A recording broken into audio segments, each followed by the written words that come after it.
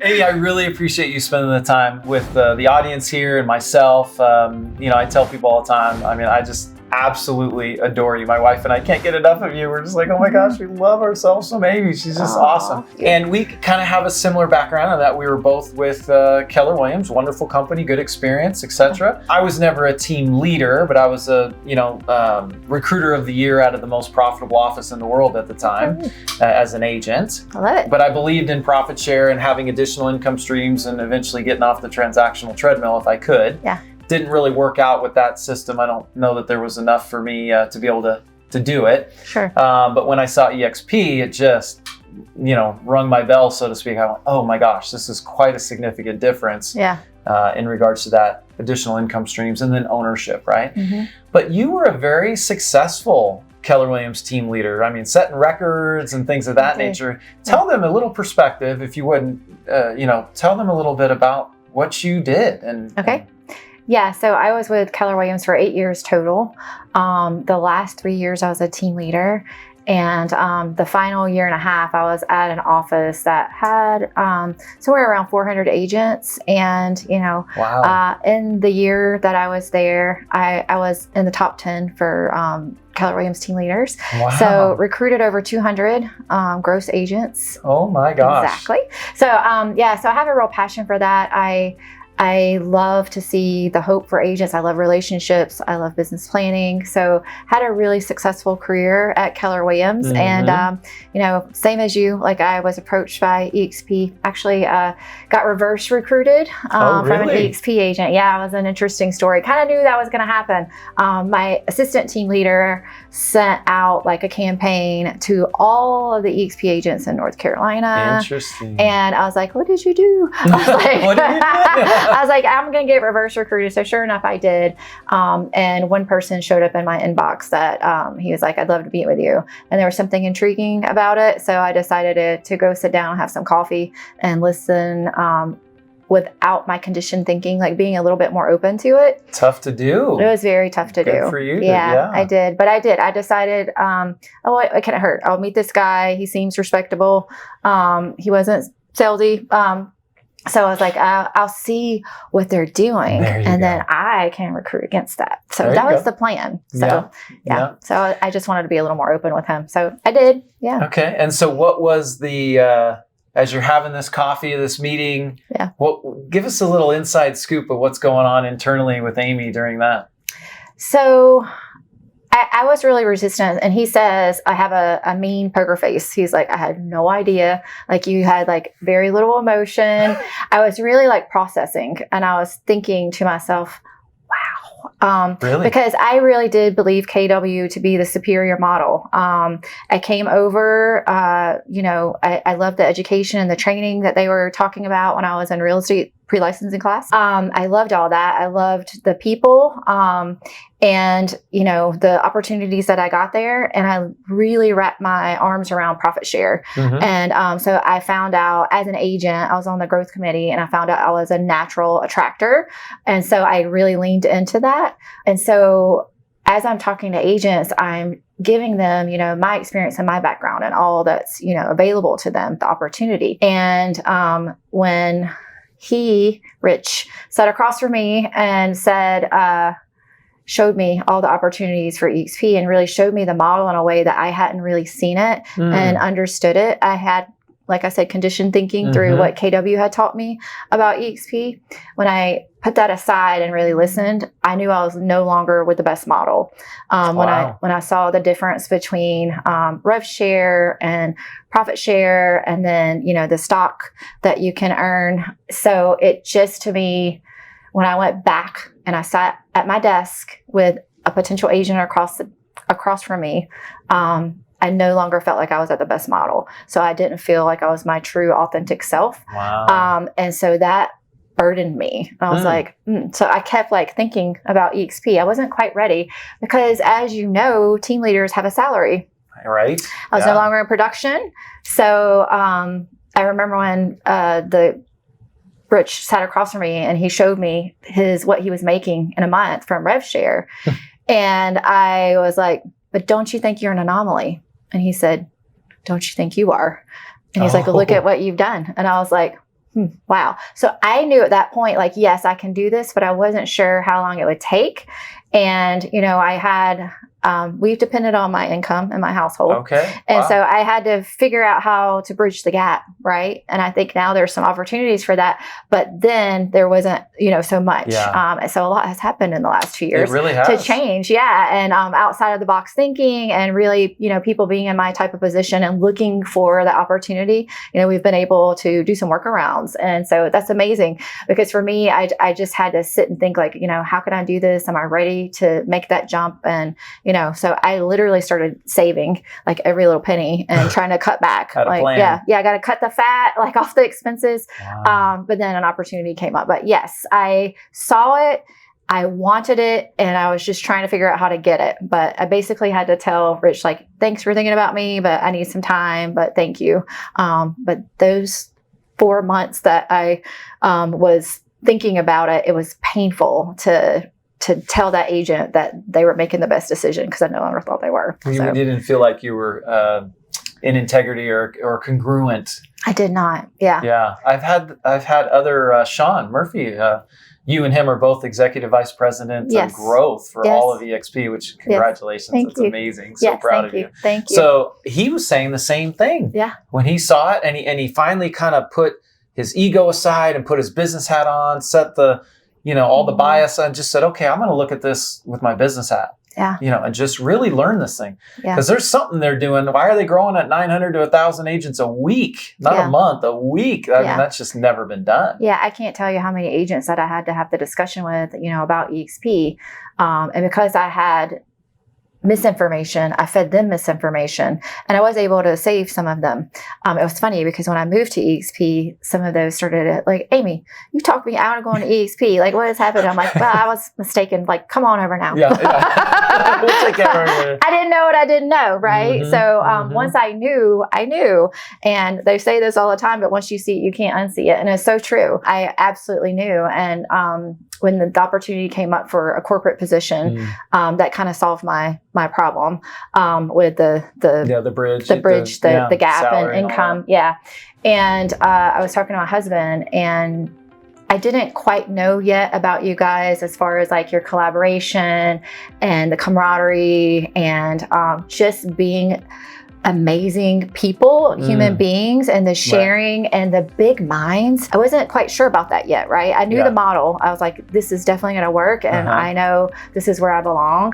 But my heart still was kind of like, I'm not sure, because I was so ingrained in Keller Williams, and it felt weird. And I felt bad about those agents that I had brought over or had talked out at EXP. And so I remember coming downstairs after I had an alpha interview, and I told my husband, I'm like, I know this is what I need to do. I was like, but I don't know if I can. And he used my own line against me. He said, yes. He said, what about, he's like, is the loyalty to them more important than our family? Oh. And I was like, oh my God, I use that line all the time as a team leader, because it's so true. Because they're like, I love my broker. And I'm like, if your broker had an amazing opportunity, do you not think that they would take it? And is it more important to you that you love your broker? Do you love them more than you love your own family? And it sounds harsh, but it's really true when you think about it. When you think about it, and I knew long term that this was going to be so much better for my family, more opportunities for my family, better quality of life.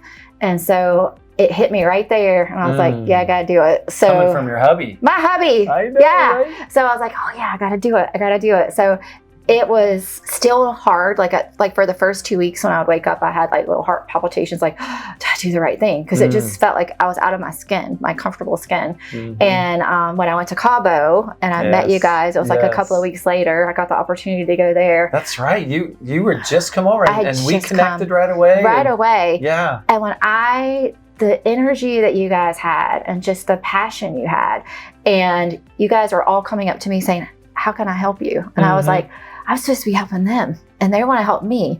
And it has never stopped. Like I am constantly having you guys asking me, let me know how I can help you. Let me know how I can help you. I'm like, you guys are like just amazing. And I knew that I had found my tribe then. I was like, oh my gosh, like this is like something I've never experienced before. And it was fun and it was invigorating and it was inspiring. And I came out like smarter and I got to speak on stage. I had no idea I was going to do that. Dave just threw me on stage. I was like, don't ever do that to me again. Yeah. I don't mind speaking on stage, but give me some time to prep. So, you did amazing, by the way. It was fun. And I talked about my interview with Dave because I really wasn't into it whenever he first interviewed me. And I didn't even know he was the president of the company. So I had like no makeup on, hair in a bun, on my mobile. I was getting ready to go to an award ceremony. I was getting ready to go get my hair and makeup done. And so I asked him, this guy, I was like, so what's your role in the company? He was like, me? President of the company. I was like, oh crap. The whole company? I need to like rewind. Can I get a rewind? I was like, I'm so sorry. I was like, I didn't know. I was like, excuse my appearance. And he told me later, he's like, that's really why I liked you. He's like, and again, real. It was the same thing like with Rich. He was like, couldn't really read you. He's like, I was intrigued by, I didn't even know if you liked a word I was saying, but yeah, it was an amazing experience. And I loved him. He was also a former KW and owned several offices. Yeah. So he could speak my language. He knew what my fears were, like my questions. And so he was amazing. And so, so that really helped, to turn the corner for my thinking as well. So it solidified what I already kind of knew. So it was great. So I have not looked back and it has been just the best. Amazing. Yeah. Thank you. So, okay. I want to dive a little deeper on that intrepidation, that fear of change. Am I making the right decision? So you had emotionally, it sounds like made internally, you hadn't made the physical move yet. Right. Probably hadn't told a lot of people, but you're like, doggone it. Yeah. This, as much as I hate to admit it, this actually does look better for my family, and you got support from your hubby, which is important. It's interesting though with humans that where you pull the trigger and actually move, you get into the discomfort zone and so on. And you were super successful and got the accolades and the awards and the recognition at your previous company. Talk a little bit about change, because you, not just from the TL level, which I do want you to talk about, but you now help agents, big production teams and icon producing agents and so on. There's this human nature fear of change, right? Yes. And is it really how they talk about it? Or am I just getting, they just want me over there and recruit me or whatever? Yeah. It's funny because even like change as simple as like, oh, I'd have to change all my signs, my yard signs, or I gotta do new marketing. I just created a website. I was like, oh my gosh, you guys, like that is such a short-term pain for such a long-term gain. I'm like, do me a favor and let's not like get in the weeds over the short term. Like we can fix that. Like, that's not hard. We've got people, like that is super simple to do. You can do it like that. I was like, we have connections, we know people. And so let's really get into the long-term opportunities for you here. And for me, even though I knew in my brain when I was having that conversation at Panera Bread, my heart wasn't quite there yet. And I did some research on my own, like once, I started to get a little bit more serious about coming over, and I started to interview agents that had left KW and went to EXP. And so one in particular, I was with him at the original market center that I was at, the smaller one, and he had transitioned to EXP a couple of years earlier. And he thought I was trying to recruit him to KW. So, because I caught him and I was like, hey, Jason, I was like, I am really looking at people who have moved to EXP and just want to know like what you love about it, what you don't love about it, just get some feedback. I'm just kind of getting some intel. And he's like, okay, Amy, he's like, if you wanted me to come to KW, you could have just told me that. And I laughed and I was like, yeah, it's like, no, really, truly, like I really am like gathering information. And he said, okay. So he's like, for one thing, the training is absolutely phenomenal. He said, I've increased my business over 300% in the last couple of years. And he said it is simply by plugging into the training. He's like, I know KW is supposed to have amazing training, but I promise you this is next level training. He said the culture is absolutely phenomenal. I sat next to the CEO of the company, had no idea who was the CEO of the company. He was just talking to me like a normal person. I found out later and I was like, what? And he's like, the accessibility to leadership, he's like, it's like none other. He's like, and he said, I've been here, I think it was like 2.5 or 3 years. I can't remember exactly. He's like, and I have $250,000 in stock. And he's like, that's life-changing for my kids. He had 2 little girls. He has 2 little girls. They were like 2 and 4. And that's what got me, because Rich said, don't you think you're an anomaly? And I did, as far as like rev share went.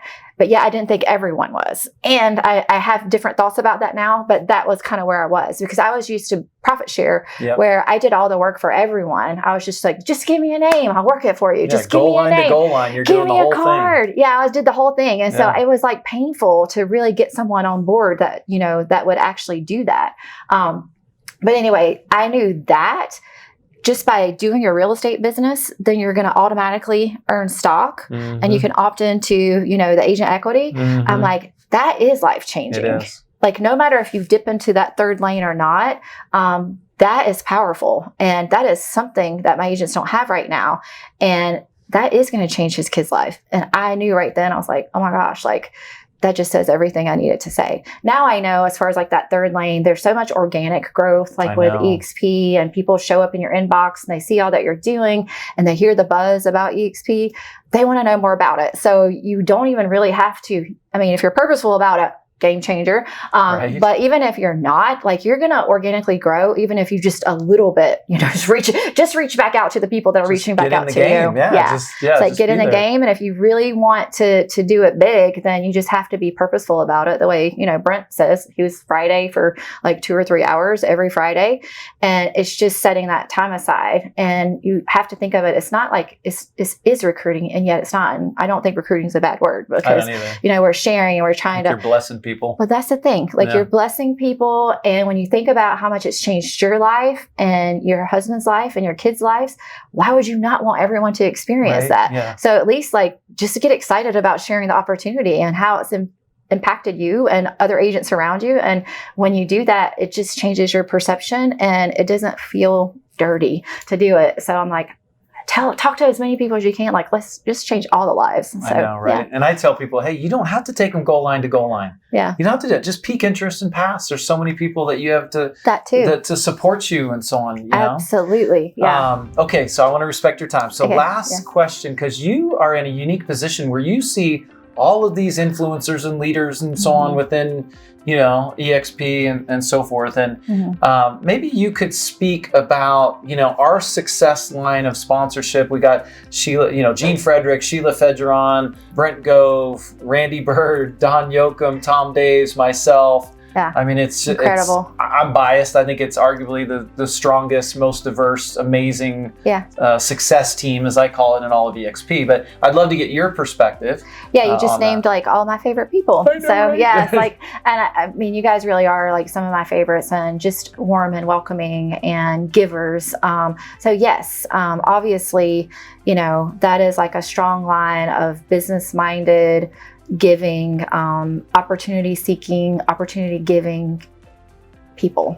And so such a strong line for someone to come into and have that community already. Like, it's right there. All you have to do is grab hold of it. And wow, what an amazing opportunity. Yes. Right. Just plug in. Yes. Yes. And I heard Sheila speak last night, and to hear her background about how she reached out to Brent. I had heard it before, but not exactly little more detail. Wow. Yeah. So I was intrigued by that. And she was like a struggling single mom, and she just made the decision, and that she wanted to, you know, be in all 50 states, and she got a game changer. And as we know, like, Brent is just like something else, but every single person has an opportunity, right? And so you've got like a faith-based, you know, the original grower, and then Brent, who is so just energetic and passionate and loving. You know, oh my gosh, the biggest heart, so kind. Yeah. I mean, he's always acted like, you know, I'm his sister. You guys all do. So it's just a wonderful, and you guys have so many things you can plug into, the masterminds and all the trainings, and just so much diversity in that, and different personalities with that too. So they can, you know, whoever they are, they can lean into like whoever they resonate with, and then others, right? So it's pretty powerful. Yeah. That's awesome. Yeah. Congratulations to you guys. Like, it's been a wild ride. It's been fun, and being able to have the diversity of leadership and create these systems that agents from all 50 states and multiple countries can plug into and get poured into, layered on top of the 30 to 50 hours and 60 hours of live training. 85 hours of live training. It just keeps growing. Absolutely. Yeah. I mean, it's just, people are blown away. They're blown away. Are you serious? This is amazing. And then, your organization has all these other additional support. Mm-hmm. It's pretty awesome. So it is. I always say, like, this is like where you're reaching up to get that leverage from all of you guys. If you're in there, you reach up and you're grabbing hold of that. And then at the same time, you're reaching down to help the next person. So it's like two hands like this, one up, one down. And that's EXP. It's like, you've got all these people that want to help you, lift you. And then you are, you have that internal, like, I want to do that too. And you're reaching down to help the next one. And that's how we need to think about agent attraction. Yeah. Who can we help to level up to where we are? I love it. Yeah. I love it. Yes, I do too. Thank you so much. Gosh, I could just talk with you all day. Yes, I know. It's so good. Thank you for the time. Yeah, absolutely. Appreciate you so much. Always. Yes, I appreciate you. Yeah. Yeah, thank you.